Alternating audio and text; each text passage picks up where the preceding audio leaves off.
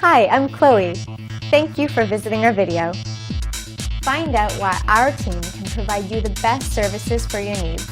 Hundreds of clients can't be wrong. Check out the following video.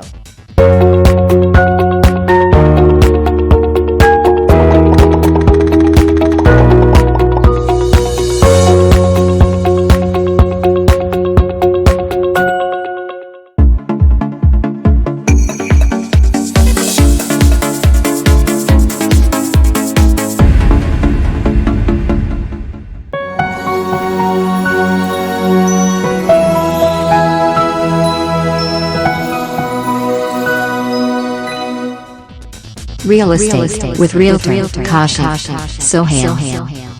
Welcome to Washington, America show with international multimedia journalist, multidimensional, multifaceted artist and director of Human Rights Justice Council USA, Dr. Kashif Sohail.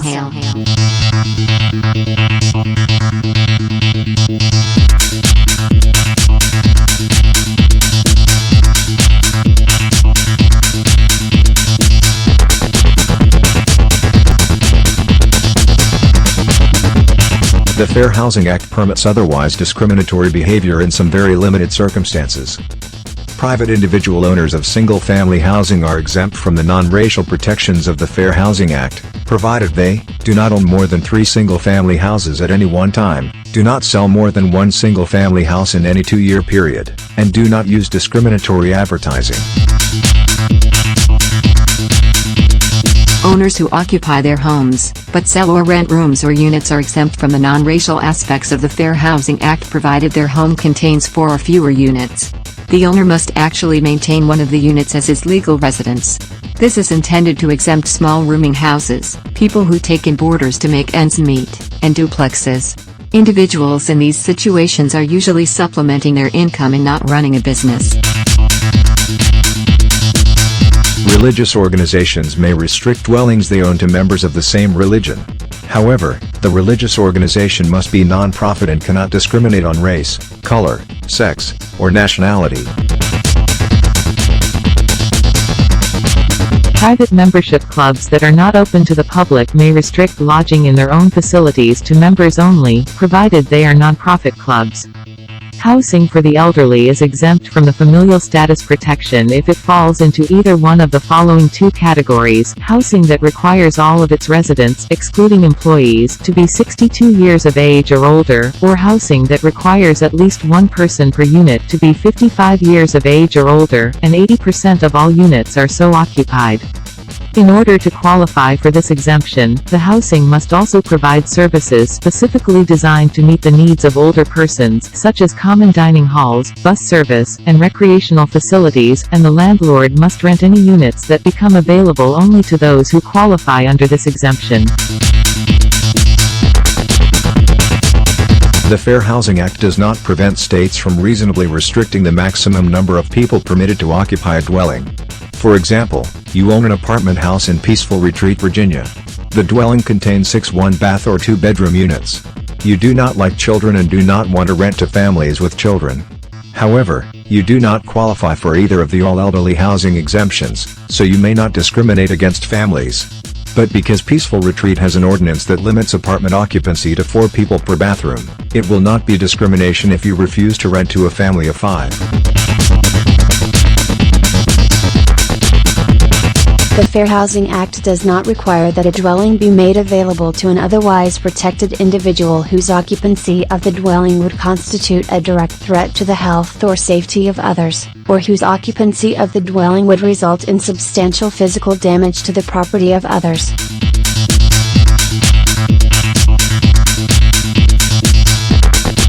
Now we will discuss the type of conduct that the Federal Fair Housing Act prohibits. Unless specifically exempt, the Fair Housing Act and its amendments prohibit owners, lessors, and real estate agents from engaging in the following conduct. Steering occurs when licensees direct protected persons, often minorities, away from certain neighborhoods, or toward certain neighborhoods. If a real estate agent has a customer who makes $40,000 per year, it is not discrimination when that agent decides not to show the customer a $300,000 house. However, if she decides not to show a customer a particular house because the customer is a minority, then the professional is guilty of steering. Steering is by far the most common reason cited for fair housing lawsuits. Blockbusting is the illegal practice of inducing the sale of property or properties by overtly creating the impression that the neighborhood is about to undergo undesirable change. Examples of blockbusting include, suggesting that minorities are changing the balance of a neighborhood, suggesting that persons of other nationalities are degrading the quality of the school system serving a neighborhood, or to otherwise frighten people into selling their house for a prohibited reason.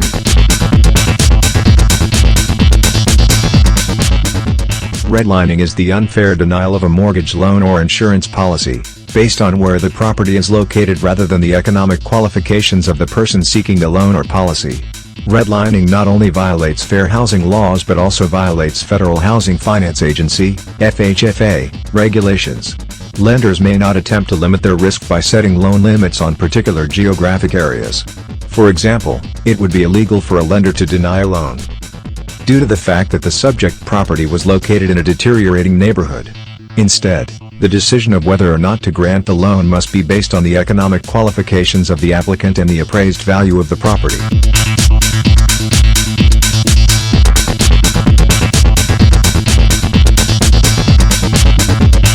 Refusing to sell, to rent, to finance, or to insure a person merely because of their race, color, religion, sex, familial status, national origin, or handicap violates the Fair Housing Act.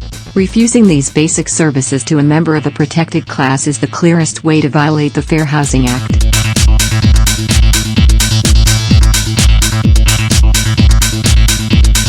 Refusing to even deal or negotiate with someone due to their race, color, religion, sex, familial status, national origin, or handicap violates the Fair Housing Act. It is a violation of the Fair Housing Act to impose terms or conditions of sale designed to discourage a sale to someone based solely on their race, color, religion, familial status, national origin, or handicap. For example, increasing the amount required for a down payment in order to discourage a protected class of persons from purchasing property is a violation of the Fair Housing Act. It is a violation of the Fair Housing Act to misrepresent that any dwelling is unavailable for inspection, sale, or rental based solely on one's race, color, religion, familial status, national origin, or handicap. Advertising or marketing may violate the Fair Housing Act if it indicates any preference, limitation, or discrimination based on race, color, religion, familial status, national origin, or handicap. In the past, HUD has previously prohibited the use of certain words such as white, black, Jew, Protestant, disadvantaged, and private. Even directions to a real estate site, or pictures used to market a property, might be considered discriminatory. For example, one block past the synagogue, next door to Martin Luther King High School, or a picture showing 10 young white adults, all holding cold beers, to advertise an apartment project. This picture communicates that families and minorities may not be welcomed. Denying membership to multiple listing services, MLS, or other service organizations related to the business of selling or renting a dwelling is a violation of fair housing laws if the denial is based on race, color, religion, sex, familial status, national origin, or handicap.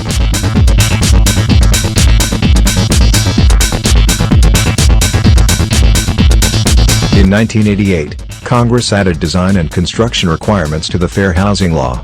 These changes dramatically changed the relationship between the FHL and the architectural and building communities. The requirements that Congress added mandated that new multifamily housing had to be designed and constructed with certain accessible features. New meant anything built after March 13, 1991. Multifamily housing meant any project with 4 or more units and includes condominiums, apartments and single-story townhouses. The design and construction requirements include: 1. Units must have an accessible entrance and must be on an accessible route. 2. Public and common use areas must be accessible. 3. The doors within units must be usable doors. 4. There must be an accessible route into and through the unit. 5. Light switches, Electrical outlets and controls must be accessible. 6. Bathrooms must have reinforced walls. And 7. Kitchens and bathrooms must be usable. In buildings without elevators, only first-floor units need to comply. In buildings with elevators, every unit must comply. Congress added design and construction requirements to the FHL to provide anyone with a mobility-related disability a better chance of finding housing that works more for them than against them. For example, someone who uses a wheelchair or walker will find it easier to enter and exit rooms that have 32 inches doors versus doors that are only 28 inches wide.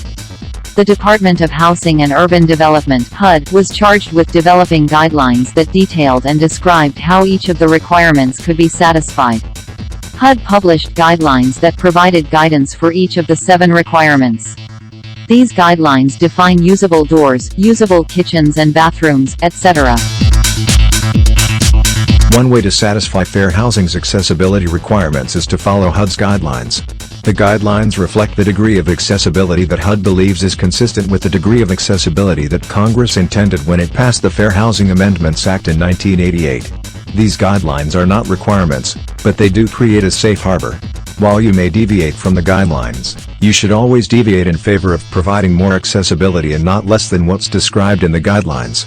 If you provide less accessibility and you're facing problem, you would have to prove that the accessibility you provided was equal to the accessibility that Congress intended to provide.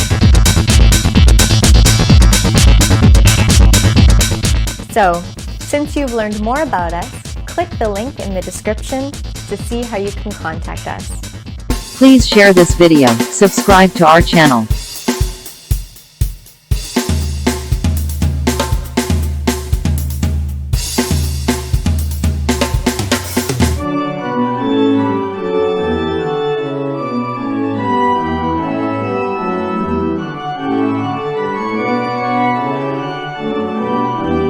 Are you looking to buy or sell a home anytime soon? If so, you've come to the right place. We'd like to give you the opportunity to work with one of the top local real estate agents and get the best deal when buying or selling a home. The fact is, experienced agents can often get you a 2 to 10% better deal on the purchase or sale of a property, mostly due to their experience in the local marketplace and their ability to negotiate the best deal.